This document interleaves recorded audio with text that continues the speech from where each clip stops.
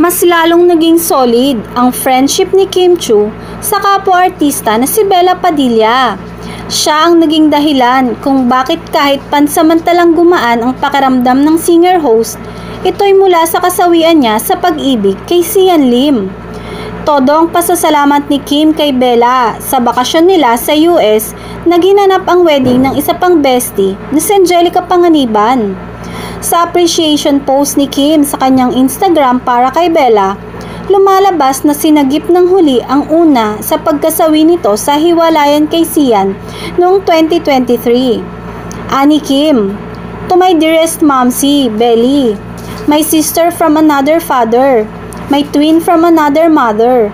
Thank you for making this extra trip memorable. Thank you for just being there for me. No judgment, no questions, no dramas. You just let me be me." All at once, kaya din siguro tayo magkasundo in so many ways and kaya tayo bagsak ang tulog na tulog pag uwi. But the next morning, chikahan tayo ng masayang day. This trip is super random aside syempre sa special day ng Mamsi Angge natin. Ang dami nangyari. Lahat ng emotions na avail natin. Literally. Nagsama-sama sina Bella at Angelica Panganiban sa panahong kailangan ni Kim ng mga kaibigang magpapasaya sa kanya bago pumasok ang taon.